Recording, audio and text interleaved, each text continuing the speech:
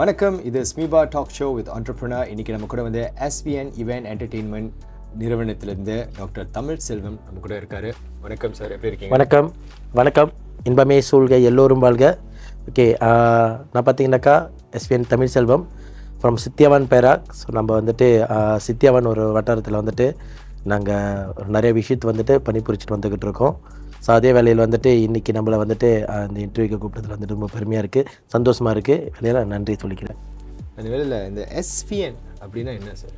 Okay, SVN அப்படின்னு கேட்டுக்கிட்டிங்கனாக்கா ஸ்ரீ வீர நடை உரிமை மேளம். ஸோ எங்களோட உரிமை மேளம் அந்த டைட்டில் வந்துட்டு நம்ம சுருக்கி SVN அப்படின்ட்டு வச்சுருக்கோம். அந்த ஈவென்ட் என்டர்டெயின்மெண்ட் வந்துட்டு நாங்கள் SSM திறந்து ஸோ அதில் வந்துட்டு நாங்கள் பயணிச்சுட்டு வந்துக்கிட்டு இருக்கோம்.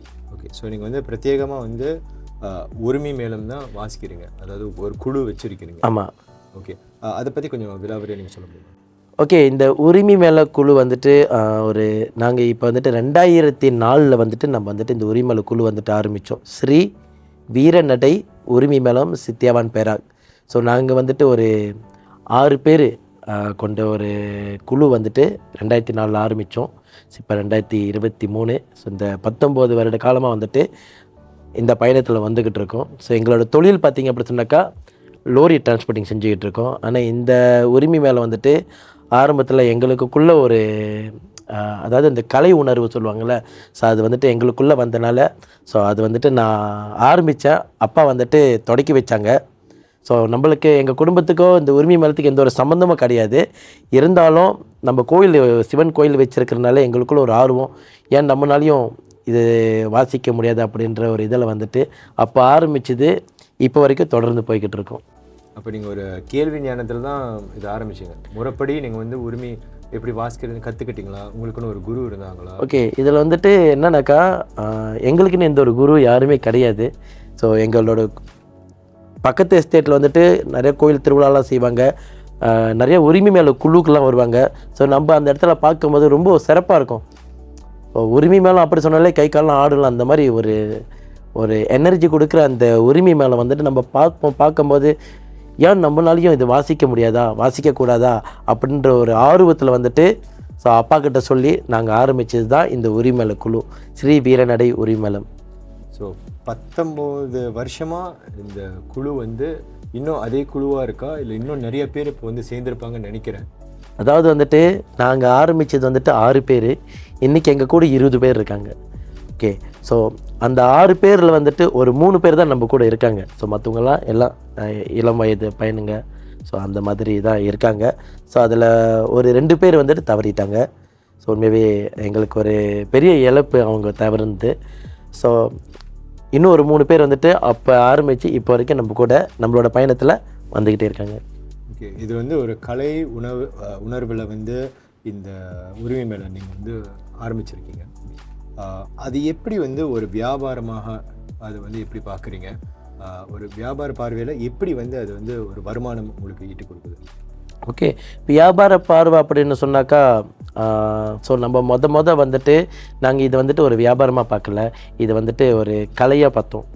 ஓகே, ஒரு கலையாக பார்க்கும்போது நிறைய கோயிலுக்கு போவோம். ஸோ எந்த ஒரு கோயிலுக்கு போனாலும் பேமெண்ட் இல்லாமல் வாசிக்க முடியாது. ஏன்னா நம்ம தனியாக வாசிக்கலை, பையனுங்க நம்ம கூட வாசிக்கிறோம். ஒரு 10 பேர் 12 பேர் வாசித்தாக்கா அவங்களுக்கு நம்ம பேமெண்ட் கொடுக்கணும்.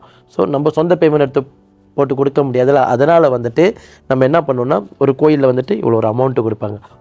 ஒரு குளமாக 1500 2000 ஸோ நம்ம இடத்துக்கு தகுந்த மாதிரி ஒரு பேமெண்ட் பேசுவோம். இப்போ அந்த பேமெண்ட் வந்துட்டு நம்ம வந்துட்டு தனித்தனியாக பிரிச்சுக்குவோம். ஸோ பொருள் நம்ம வாங்குகிறோம், ஒரு ஜாமான் கிழிஞ்சி போச்சுன்னா அதுக்கு ஈடு கட்டணும். அப்போ அதனால நம்ம தனித்தனியாக பிரிச்சுக்கிட்டு ஸோ பயணங்களுக்கு வந்துட்டு நம்ம எவ்வளோ சம்பளம் கொடுக்குறோமோ அதை நம்ம கொடுத்துருவோம். ஓகே, இந்த உரிமை மேளம் வாசிக்கிற கலைஞர்கள் குழுக்கள் நிறைய இருக்கிறது மலேசியாவில். ஆனால் இத்தனை வருஷமாக ஒரு குழு வந்து இன்னும் ஒற்றுமையாக இன்னும் இருந்து புது ஸ்டூடெண்ட்ஸை நீங்கள் எடுத்து வந்து அவங்களுக்கும் எப்படி இந்த கலையில் ஈடுபாடு ஒரு வாய்ப்பு கொடுத்து அந்த ஈடுபாடு இருந்து அந்த கலையை வந்து நீங்கள் இன்னும் வளர்த்துக்கிட்டு இருக்கீங்கன்னு தான் நான் சொல்லணும். இந்த புது மாணவர்கள் இல்லை புது ஸ்டூடெண்ட்ஸ் எப்படி வந்து உங்களை வந்து சந்திக்கிறாங்க? சிறப்பான ஒரு கேள்வி இது வந்துட்டு. இது என்னன்னாக்கா, அதாவது நான் இந்த 19 வருஷத்தில் நான் பார்க்காத பிரச்சனையே கிடையாது. இந்த உரிமை மேலே இண்டஸ்ட்ரியில் வந்துட்டு நான் பார்க்காத பிரச்சனையே கிடையாது. 19 வருஷத்தில் வந்துட்டு நிறைய பிரச்சனை. அதாவது வந்துட்டு ஆரம்பத்தில் ஒரு டீம் வருவாங்க நம்ம கூட வாசிப்பானுங்க, திடீர்னு இன்னொரு குழு வந்துட்டு ஆசை காட்டி போயிட்டாங்க, போயிடுவானுங்க. அப்போ நம்ம அந்த இடத்துல வாசிப்புக்கு ஆள் இருக்குது. இருந்தாலும் நம்மனாலையும் முடியும், வாசிக்க முடியும். ஸோ பையனுங்க ஏதாச்சும் பண்ணி அவங்கள வந்துட்டு ட்ரெயின் பண்ணி ஸோ அவங்களும் பிடிச்சிக்குவாங்க பட்டுன்னு. ஸோ ஒரு பம்பு அடிக்கிறாங்களா, ஓகே அந்த பம்பு அடிக்கிற வந்துட்டு அவனுக்கு தெரியும். ஸோ அந்த வாசிப்பு எப்படி இருக்குன்ட்டு அதை கரெக்டாக பிடிச்சிக்குவாங்க. ஸோ அப்படி வந்தவங்க தான் வந்துட்டு இப்போ என் கூட இருக்கிறவங்க. அதாவது வந்துட்டு ஒத்துழைப்பு. ஸோ ஒருத்தர்கிட்ட வந்துட்டு ஒத்துழைப்பு இல்லை அப்படி சொன்னாக்கா என்றைக்குமே வந்துட்டு அவங்க அடுத்த கட்டத்துக்கு வர முடியாது. ஸோ அவங்களோட ஒத்துழைப்பு, பேரண்ட்ஸோட ஒத்துழைப்பு. ஸோ இப்போ உள்ள காலகட்டம் பார்த்தீங்க அப்படி சொன்னாக்கா பேரண்ட்ஸு ரொம்ப இந்த உரிமை மேலே கலைக்கு வந்து ஒத்துழைப்பு கொடுக்குறாங்க. ஸோ இப்போ பார்த்தீங்கன்னாக்கா ஒரு 12 வயசு பையன் முன்னெல்லாம் பார்த்தீங்கன்னாக்கா நான் ஒரு பேரண்ட்ஸை போய்ட்டு பார்ப்பேன், அந்த பையனுக்கு ஆர்வம் இருக்கும். அப்போ அந்த பேரண்ட்ஸ்கிட்ட போய் கேட்க சொல்லலாம், அந்த பையன் நான் அப்பாட்ட கேளுங்கண்ணே நான் வாசிக்க வரேன்னு. அப்போ பேரண்ட்ஸ் கிட்ட கேட்கும்போது அப்பா வேறு மாதிரி சொல்லுவார், ஐயா இதெல்லாம் வேணாம் ஐயா, சரிப்பட்டு வராதியா, ஸோ அப்படி சொல்லுவாங்க. ஆனால் இப்போ ஒரு பேரண்ட்ஸை நான் பார்க்குறேன், அவங்க ஃபேமிலியில் 4 பையனுங்க, சின்ன சின்ன பையனுங்க, 12-13 வயசுக்கு கீழே தான்.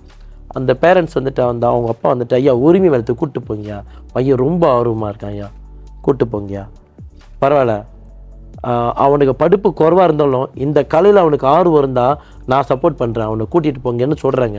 ஸோ அப்போ உள்ள காலகட்டமும் இப்போ உள்ள காலகட்டமும் எவ்வளோ மாறி வந்துருச்சு. ஸோ உண்மையாகவே அதுக்கு வந்துட்டு பேரண்ட்ஸுக்கு ரொம்ப நன்றி சொல்லணும். முன்ன பார்த்தீங்கன்னாக்கா உரிமை மேலே வந்துட்டு ரொம்ப குறைவாக இருந்துச்சு. இப்போ உள்ள காலகட்டம் மலேசியாவிலே வந்துட்டு 1000 கணக்கில் இருக்காங்க. சபா சர்வாக்களையும் உரிமை மேலே திறந்துட்டாங்க. சிங்கப்பூரில் இப்போ வந்துட்டு ஆரம்பத்தில் பார்த்தீங்கன்னாக்கா 2 சட்டு 3 சட்டு தான் இருந்துச்சு. இப்போ பார்த்தீங்கன்னா நிறைய சட்டு இருக்குது. ஸோ பேரண்ட்ஸ் ஒத்துழைப்பு கொடுக்கறனால தான் இன்றைக்கி இந்த உரிமை சட்டு மலேசியாவில் வந்துட்டு புகழ்பெற்று வந்துக்கிட்டு இருக்கு. ஓகே, சொன்ன மாதிரி இந்த உரிமை குழுக்கள் வந்து நிறையா இருக்குது மலேசியாவில். உங்களோட உரிமை குழு எப்படி மற்ற குழுவோட என்ன தனித்துவம், என்ன ஸ்பெஷல் உங்களை பற்றி? ஸோ நம்மளை பற்றி ஸ்பெஷல் அப்படி சொன்னாக்கா நம்ம தான் ஸ்பெஷலு. மற்ற குழு வந்துட்டு வாசிப்பாங்க, அது அவங்களோட ஸ்பெஷலு. நம்ம குழு வாசிக்கிறோன்னா அது நம்மளோட ஸ்பெஷலு. ஸோ இப்போ பார்த்தீங்கன்னாக்கா தெலிந்தானில் ஒரு எக்ஸாம்பிள், தெலிந்தான் வந்துட்டு உரிமை செட்டு வாசிப்பாங்க. அவங்களாம் வந்துட்டு நார்மலி வந்துட்டு பம்பை டபுள் பம்பை இருக்கும்ல அதை போட்டு வாசிப்பாங்க, அது அவங்களோட ஸ்பெஷலு.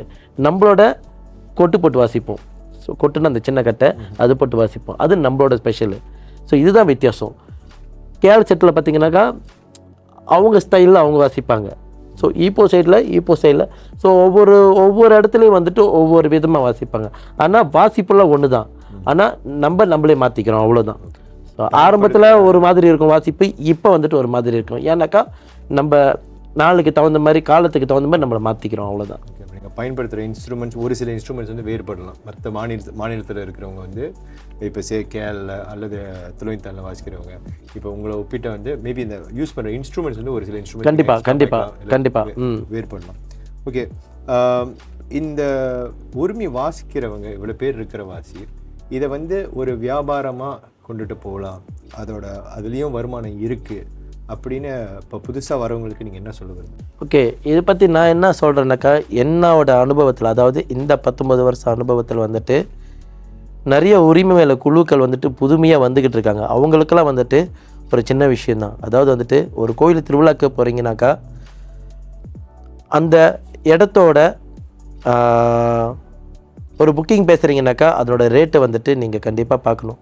ஸோ ஒரு இடத்துல வந்துட்டு ஒரு ரத ஊர்கோலம் நீங்கள் வாசிக்கிறீங்க அப்படின்னா அதுக்கு தகுந்த ரேட்டை வந்துட்டு நீங்கள் போடணும். ஸோ நீங்கள் அதுக்கு குறைவாக நீங்கள் போட்டிங்க அப்படின்னு சொன்னாக்கா ஸோ அந்த இடத்துல வந்துட்டு மற்ற செட்டுக்கும் பாதிப்பு ரொம்பவே இருக்கும். ஸோ நீங்கள் முக்கியமாக பார்க்க வேண்டியது வந்துட்டு நீங்கள் புதுசாக வந்துட்டு நீங்கள் செட்டு திறக்கிறீங்க. இப்போ அதனால் வந்துட்டு உங்களோட பொருள் எல்லாம் வந்துட்டு கிளியாதுன்றது யாருக்குமே தெரியாது, ஓகேங்களா? ஸோ வந்துட்டு இப்போ நம்ம வந்துட்டு ஒரு பொருள் வாங்குகிறோம், ஒரு உரிமை வாங்குகிறோம், அது கிழிஞ்சிருச்சு அப்படி சொன்னாக்கா, ஒரு டவுல் வாங்குகிறோம், அந்த டவுல் தட்டு கிழிஞ்சிருச்சு அப்படி சொன்னாக்கா அதனோட ப்ரைஸ் வந்துட்டு எவ்வளோன்றது வந்துட்டு உங்களுக்கே தெரியும். ஸோ அப்படி இருக்கும்போது ஒரு கோயிலில் திருவிழாவில் வந்துட்டு நீங்கள் ரேட்டு பேசும்போது கரெக்டான ரேட்டு பேசுனீங்கன்னாக்கா உங்களோட பயணங்களுக்கும் நீங்கள் வந்துட்டு சம்பளம் கொடுத்த மாதிரி இருக்கும், உங்களோட வாசிப்பு பொருட்களும் வந்துட்டு நீங்கள் ஈடு கட்டின மாதிரி இருக்கும். நீங்கள் வந்து நிறைய கோயில் திருவிழாக்களுக்கு வந்து கண்டிப்பாக வாசிச்சிருப்பீங்க, இந்த ரதம் ஊர்வலுக்கு வாசிச்சிருக்கேன். இதுக்கு அப்பாற்பட்டு உரிமை அப்படின்னு அந்த கலையை வந்து அடுத்த கட்டத்துக்கு நீங்கள் வந்து கொண்டு போயிருக்கீங்க கேள்விப்பட்டேன். வேறு எங்கே வாசிச்சிருக்கீங்க, என்ன மாதிரி நிகழ்வுக்கு வாசிச்சிருக்கீங்க? அதாவது வந்துட்டு நம்ம வந்துட்டு ஆரம்ப காலத்தில் வந்துட்டு கோயில் திருவிழா, ரத ஊர்வலம், அப்புறம் இந்த காவடி, இந்த மாதிரி தைப்பூசம், பங்குனி உத்திரம், இந்த மாதிரி தான் நம்ம வாசிச்சுக்கிட்டு இருந்தோம். ஒரு 3 வருஷம் 4 வருஷ காலமாக அப்படியே வாசிச்சுக்கிட்டு வந்துக்கிட்டு இருந்தோம். அப்புறம் நாளடைவில் வந்துட்டு நம்ம வந்துட்டு பெர்சோத்வான் பெமுசிக் உரிமல் மலேசியா அப்படின்ற ஒரு இயக்கத்தில் வந்துட்டு நாங்கள் ஜாயின் பண்ணோம். ஸோ அப்போ அதில் ஜாயின் பண்ணும்போது வந்துட்டு எங்களை நாங்களே வந்து நிறைய மாற்றிக்கிட்டோம். அதாவது வந்து ஒரு இயக்கம் அப்படி சொன்னாலே நிறையா ரூல்ஸ் அண்ட் ரெகுலேஷன் வச்சுருப்பாங்க. ஸோ அப்படி இருக்கும்போது எங்களை நாங்களே நிறையா மாற்றிக்கிட்டோம். ஸோ அதில் வந்துட்டு எங்களோட காஸ்டியூமு, ஸோ வேட்டி, ஸோ முன்னெல்லாம் வந்துட்டு ஜீன்ஸ் போட்டுக்கிட்டு சட்டை போட்டு இப்படி தான் வாசிச்சுக்கிட்டு இருந்தோம். அப்போ வந்துட்டு நாளுக்கு நாள் வந்துட்டு எங்களை நாங்களே மாற்றிக்கிட்டோம். ஸோ அப்படி மாற்றினால் நிறைய இடத்துக்கு போகும்போது, நிறைய திருவிழாவுக்கு போகும்போது அங்கே வந்து நிறைய விஐபிங்களாம் வருவாங்க. டத்தோ ஸ்ரீ இந்த மாதிரி நிறைய பேர் அந்த கோயில் திருவிழாவுக்கு வருவாங்க. அப்படி பார்க்கும்போது நம்ம கூட ஒரு பேச்சுவார்த்தை வரும்போது, ஸோ இந்த மாதிரி நம்ம ஒரு நிகழ்வு செய்கிறோம், ஸோ நீங்கள் எங்களுக்கு ஒரு அதாவது என்ட்ரன்ஸ் பெர்ஃபார்மன்ஸ் சொல்லுவாங்க, அதுக்கு நீங்கள் வாசிக்கணும் அப்படின்ட்டு. ஸோ முதல்ல வந்துட்டு நம்ம வந்துட்டு சித்தியாவில் வந்துட்டு படாங் அஸ்தாக்கால் வந்துட்டு ஒரு நிகழ்வு செஞ்சோம், மிளையோட ஒரு நிகழ்வு. அப்போ அந்த படாங் அஸ்தாக்கால் வந்துட்டு நம்ம வந்துட்டு பெர்ஃபார்மன்ஸ் செஞ்சோம். அதாவது வந்துட்டு அப்போ உள்ள துன் மகாதேரி அவர் வந்திருந்தார். அப்போ அவருக்கு நம்ம உரிமை மேலும் கூப்பிட்டுருந்தாங்க. ஸோ அதுதான் வந்துட்டு எங்களோட ஒஃபிஷியலோட பெர்ஃபார்மன்ஸ். அப்போ அங்கே வந்த இன்னும் நிறைய பேர் வந்துட்டு நிறைய செம்மையாக இருக்குது, நல்லா இருக்குது பார்க்குறதுக்கும் உங்களோட பெர்ஃபார்மன்ஸ்லாம் அப்படின்ட்டு அந்த மாதிரி கூப்பிட்டு தான் எங்களோட ஒரு நேஷ்னலோட ஒரு இதோட தெலுங்குத்தனில் வந்துட்டு சைனீஸ் ஓப்பன் ஹவுஸில் வந்துட்டு பெரிய அளவில் வந்துட்டு ஒரு நிகழ்வு செஞ்சாங்க. ஸோ அந்த நிகழ்வில் வந்துட்டு எங்களோட வீரநடை உரிமை குழு வந்துட்டு ஒஃபிஷியலாக அவங்க கூப்பிட்டுருந்தாங்க. அப்போ அங்கே போகும்போது 4 நாள் அங்கேயே ஸ்டே பண்ணி, தெலுங்கு ஸ்டே பண்ணி ஹோட்டலில் எடுத்து கொடுத்து அவங்களே ஸ்டே பண்ணி அங்கே 4 நாள் வந்து ட்ரைனிங் கொடுத்தாங்க அந்த டேவானில் எப்படி.